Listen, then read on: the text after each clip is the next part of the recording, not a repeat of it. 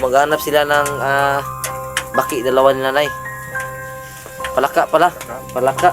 Yan, palaka. Magaling ka ng palaka pa, mag-Tagalog. So, yan mga idol, si nanay at tatay, kadalasan talaga silang nagsasama magmumuha ng palaka mga idol kasi ganyan sila kasweet. So, sana talaga mga idol,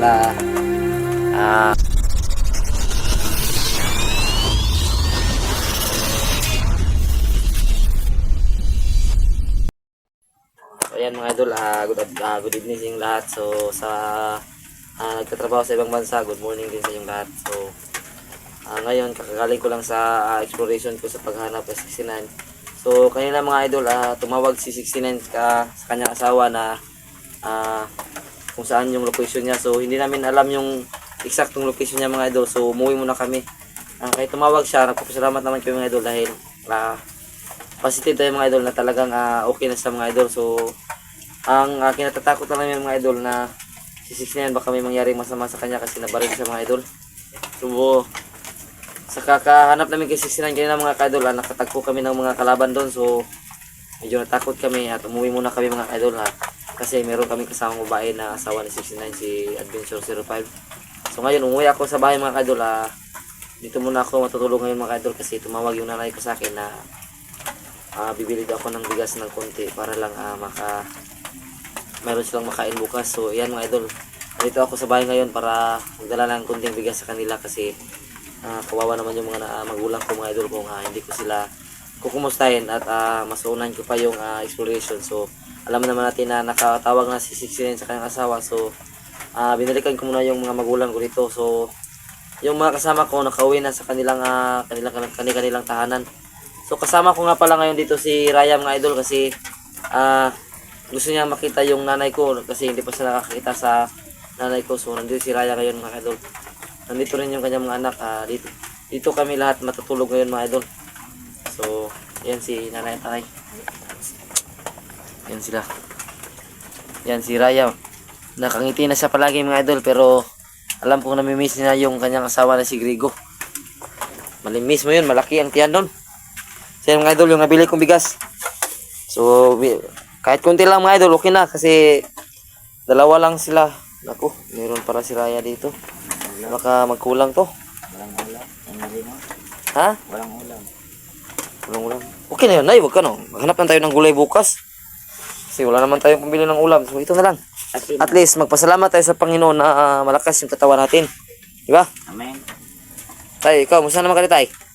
Yan, ito ginawa na kapit. Huwag kang magsalita ng ganyan kasi nagagalit yung mga supporter natin na wag mo daw sabihin yan kasi parang nawawalan ka ng pag-asa sa buhay. Gusto nila marinig tayo na sabihin mo na ito, buhay pa rin. Salamat tayo sa Panginoon kasi binibigyan pa tayo ng kanyang ano ba tawag doon, blessing na makahinga pa tayo. Masakit ngipin mo? Oo. Ano ba yan? Sakit pang ulcer. So si tatay mga idol naging complicated na yung sakit. May ulcer, sakit ng ngipin, tapos mahirap ang kanyang ano yung tawag doon sa Tagalog? Hinga. Yan, magaling ka pala mag-Tagalog tayo. Nakapunta ka ng Manila tay? Tatlong araw wala tayong kain, buhay pa rin. Yan, nagjo-joke na si tatay mga idol. So masaya akong tila na nakangiti na yung nanay at tatay ko kasi kahit wala silang bigas, ayan, nagandam-andam na siya ng ayan, ilaw. Kasi umulan dito mga idol. So maghanap sila ng baki, dalawa ni nanay. Palaka pala. Palaka. Yan palaka. Magaling ka ng palaka pa, mag-Tagalog. Ayan mga idol, si nanay at tatay, kadalasan talaga silang nagsasama manguha ng palaka mga idol kasi ganyan sila kasweet. So sana talaga mga idol maging masaya sila sa kanilang paninirahan dito na walang magdidisturbo sa kanila. Nay, ngiti ka naman dyan nay. Uy, pa-cute. Bagong gupit. Sino nagupit niya nay? Wow, ganda ng gupit ng nanay ko ba? Yan. Yan. Parang ginto ang Buhok niya. So kung mabibinta pa lang to mga idol, bininta na namin to kahit makaupaw na siya para wala na kaming problema. Yan, gusto ko lang mapangiti yung mga magulang ko mga idol. So sana maintindihan nyo na sa lahat ng oras hindi tayo pwedeng mag-explore kasi meron na tayong mga magulang na nangangailangan sa atin. So, kanina, tulad na sinabi ko kanina, nasa exploration kami, nag-text si nanay at tatay. Baka magtaka kayo na meron silang cellphone, so naki-text lang sila sa kanilang kapitbahay mga idol. So, mababait naman yung kapitbahay dito. Minsan lang maingay, pero mababait naman sila. So, nag-text sila sa akin na kung pwede daw magdala ako ng bigas kahit 1 kilo lang. So, ayan. Nanghiram ako ng utang ako ng pira ng bigas sa tindahan na kapitbahay lang na nanay. So, ito na yun mga idol. Ayan. So, si Raya nandito. So, anong masasabi mo sa mga supporter namin, Raya? Mag-hi pod. Hi! So, yan. Si Raya mga idol, may ihain na palangiti. So, kasi may masultin mo nga, nakakita na ka sa akong mamang gwapa o gwapo? Tama-tama rapod. Tanggap mo yun ma? Tama-tama lang na yung kagandahan mo? Okay ra, okay. Ang mama, bartang malita ha. Okay ra. Amahan kay... Nag-joke na sila mga idol. Yung nanay ko daw masyadong mainitin ang ulo. Yung tatay ko naman daw parang gorilya. Special. Ano ba yan? Nag-joke na Bayan, sila. special. So yan, update tayo sa mga kaliro ni nanay mga idol kung umitim na ba. So tingnan natin. Uy! Maputi pa rin ba? Talagang hindi ginagamit ni nanay yung mga kaliro niya. So yan. Yan, maraming lamok dito. Ano may ibayad niyo sa inyong kurente diri mga? Wala nang naisulod yung tindahan ma. Yan mga idol. Wala nang laman. Ano pa ibayad niyo sa kurente diri? Nangaglisin sa Ginoo, maabot sa ako na ay mo tabang. Kanaluoy sa akong pagkatao. Nga idaran ako. Tapos wala ko trabaho. Ang mga parente, matabang man sa ako Una makabayad ko sa kurente. So yan, pasalamat ako sa mga naawa sa mga nanay tatay ko na nagbigay ng tulong sa kanila na makapag ano ba yung tawag doon, makapag-solve sa kanilang problema. So yan. Ma, sino yung motor dyan? May motor sino yan? Kapitbahay? Ibilin ako. Ha? Ibilin sa silingan. Lapok, pasulod sila ha? Awan man. Dahil po na yung motor si nanay nga. Kabalo din na sumidrive. Yan mga idol, mahirap naman kung meron silang motor tapos sino magdadrive si tatay. Tulak. Isang drive lang, mahirap huminga. Hindi pa marunong mag-drive. Pag mag-drive siya, si nanay yung sasakay tapos si tatay yung tutulak. Gusto mo ba yun tayo, yung magbili tayo ng motor tapos itulak mo lang, si nanay yung sasakay? Duro yung motor. Tulak lang, tulak. Patras. Pabanti, patras. Paano? Siya mga idol, ganyan kasikit yung nanay at tatay ko. Kung magkaroon na sila ng motor, so atras sa banti lang ang kanilang gagawin. Sasakay si nanay, tutulak ni tatay. Pag may mangyari ka nanay, uuwi siya ng bahay. Ano ba yan? Yan, sobrang saya talaga. Pag masaya yung mga magulang ko. Sa katuloy, di kabot. Bisaya. Bisaya. Bisaya. Masaya. Maraming bugas. Walang ulam. Marami ba ito nanay? Ay, ang liit na nito. Marami Ako lang kakain ito nanay. Marami. Huwag ka naman ganyan rayaw. Sado ka naman gahaman sa pagkain. Wala kaming trabaho. Eh, alam mo na, sa bukid, hindi kami nakakain ng marami dahil walang bigas doon. Sabi Palaging nga nung nagkomento nung saging-saging. nagalit ka kasi walang ulam. Sabi na nagkomento na, ayan may aso, kainin mo. Sabi nagkomento doon. Nagkomento sa kanya kasi masama to dati na Hindi mo to kilala? Masama to dati.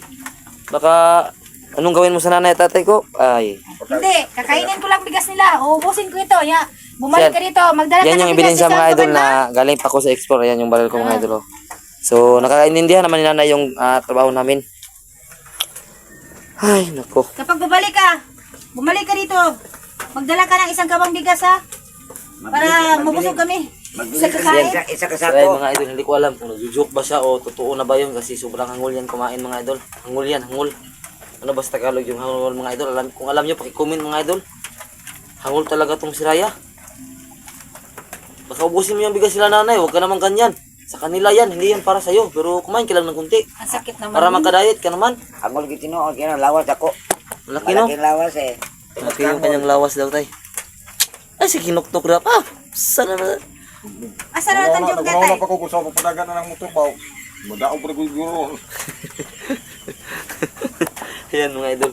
So masaya ako mga idol kasi nakikita ko na masaya na yung nanay at tatay ko na nagtutulak ng motor. Ay, hindi pala. So, update natin yung kamay ni nanay mga idol. So, tingnan natin kasi hindi ko na-update yung kamay niya dati na nagkasakit siya sa kamay. So, ito na mga idol. Yan, God bless you. Gumaling na yung kanyang kamay. So, Kalinis. Salamat.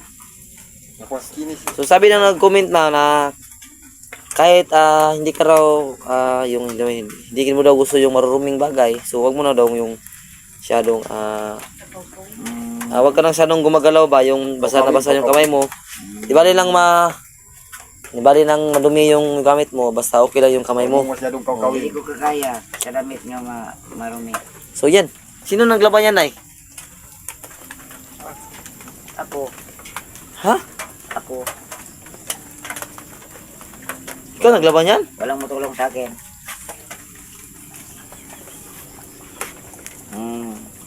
No. Ano sa naman ha?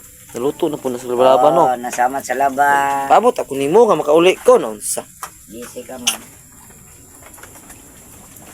Ikaw Raya kung nakadre, ikaw mo labas sa kuan ni mama dre. Isipa nga nanay nimo si mama. Oh. Tapos balik ka dito, dala ka bigas sa isa ang kaban. Para hindi naman ako magutom maglalaba. Mahipit mo kita ni mga idol ay nga padalon po tag isa ka sa akong bukas.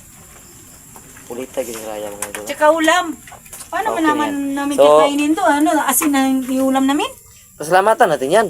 Di bali nang walang ulam, basta may bigas, okay na yun kasi Sinamahan mo sana to ng karning direta. manok. Karning manok. Para Inutang, masarap naman yun. inutang ko na nga lang yan, tapos hingi ka pa ng ulam. Ano ba yan? Si nanay, masaya na siya sa 2 kilong bigas. Masaya ka na, nanay? Masaya na. Makakain na to. Kain ka na. Si Raya talagang masayan palagi.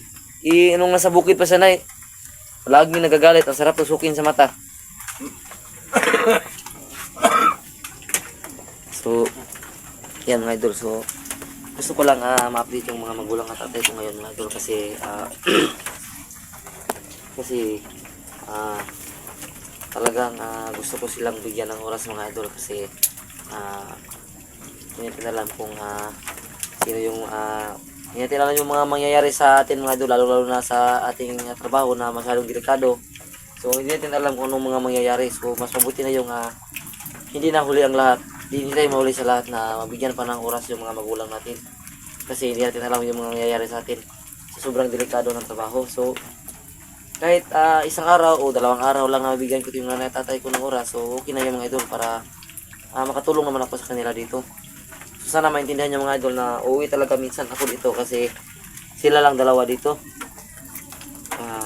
So, hanggang dito lang tayo mga idol. In-update ko lang yung mga magulang ko at malaman nyo na kung ano yung sitwasyon niya kasi huwag kayong mag-alala mga idol na binibidyo ko yung nanay at tatay ko. So kasi na maraming nagkomento na wag daw akong mag-video sa nanay at tatay ko kasi baka masundan ng mga bandido. So itong tinitirahan nila mga idol, huwag kayong mag-alala kasi maraming kapulisan dito at mga kasundaluhan. So hindi pwede dito na pumasok yung ganyan mga idol kasi yung tinitirahan nila nanay mga idol. So hindi pwedeng pumasok yung mga bandido sa lugar na ito mga idol kasi okay na tong lugar na to mga idol, wala lang ganyan dito sa lugar na nanay at tatay kasi secure na to. So sana maintindihan nyo na ibibidyo ko lang yung update sa nanay at tatay ko kasi gusto ko rin malaman nyo kung ano talaga yung mga nangyayari sa buhay ng mga magulang ko, sa buhay ko. So sana maging okay na sa inyo mga idol na kahit binibidyo ko yung nanay at tatay ko, hindi kayo makabahan kasi okay lang sila dito. Malapit lang yung barangay dito sa kanila mga idol. Marami naman silang kapitbahay so secure sila dito mga idol kaya kampante ako. So yung nanay tatay ko mga idol, kung hindi nyo nitatanong kahit ganyan lang sila, meron din sila mga nalalaman sa pakikipaglaban kasi nag-training din sila dati nung kabataan nila mga idol ng pakikipaglaban. Yung nanay ko, sa hindi nyo natatanong kung nakapag-aral yan siya, so baka maging black belter yan. So siyempre yung tatay ko naman yellow belter lang, so hindi siya kaya ng nanay ko. Hindi yung kaya ng tatay ang nanay ko. Mas magaling talaga yung nanay ko kaysa sa tatay ko. Kahit maliit yung nanay ko, yung sipa niyan sobrang straight, halos umabot sa ulo. Ganyan ka straight ang sipa ng nanay ko. yung nakita ko sa picture na, saan na yun? Ma, hindi mo nakuha yung picture mo yung nagsipa ka, yung nag-training ka. Nag-training siya dati nga ka-idol. Siya rin yung nagsabi sa akin na dapat magaling daw kami sa pakikipaglaban kapag nandun na kami sa gubat kasi mahirap kapag merong mga bandido na magaling makipaglaban tapos kami walang nalaman. So yung paglipad-lipad ko sa mga pakikipaglaban ko sa mga bandido mga idol, siya yung nagturo niya sa akin nun. Kulang na nga, bigyan ako ng pakpak ng nanay ko para lumipad ako sa langit. Huwag ka naman matawa dyan, Raya. Totoo yan mga idol. Siya yung nagturo na ganun dapat ang technique sa pakikipaglaban kasi unahin yung liig. So kadalasan sinisipa ko yung liig at likuran kasi sinabi niya yung spinal cord nandito doon sa likod. Pag nasipa mo yung spinal cord mga idol, sabi nanay ko, magbabali yun at mawawalan ng buhay yung tao. Mawawalan ng lakas. Di ba tay? Ayun po kayo ng spinal cord ug nastubang. Mahirap naman talaga idol kapag yung spinal cord nasa harapan. Talagang nasa likod yun. Wala Ano ba yan? akong kasalanan. Yan, tumanta na si nanay. Bakit pinagbibintangan? Dapat kayang kamuhian. Ay, tama na. Si, kantahin mo kasi maraming nagagandahan sa busis mo. Sige na. Ako, yangat lugang. Yung Bisaya lang. Gusto lang magrinig yung Bisaya mo. Okay. Ako, pag lipay-lipay lang, may bigas na to. Yung bibintangan na. Yan mga idol gusto ko, huwag kayong mag-alala mga idol. Gusto ko lang talaga sila mapasaya mga idol kasi may mga araw talaga mga idol na hindi natin alam kung ano mangyayari sa atin. So, gusto ko lang makita na masaya yung mga magulang ko. Hindi naman talaga natin alam yung mangyayari idol kaya mas mabuti na yung mas bigyan natin ng mas mataas na oras yung mga minamahal natin sa buhay kasi may mga bagay talaga na hindi natin inasahan na mangyayari sa atin. So sana naman sayaman tayo na palagi ng Panginoon sa ating mga lakad kasi siya lang yung makapangyarihan sa lahat na hindi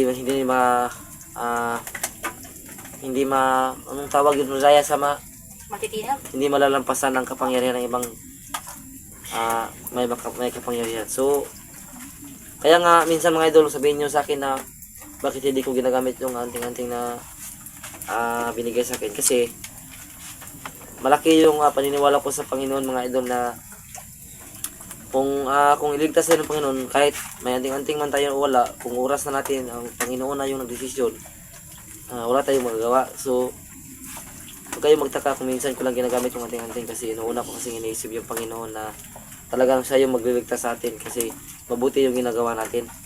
So hanggang dito na lang tayo mga idol. So maraming salamat sa inyong suporta. Don't forget subscribe Adventure 05, Randall Adventure, G Chris TV, Bird Strike TV at Ephraim TV mga idol. So God bless you all. I love you all.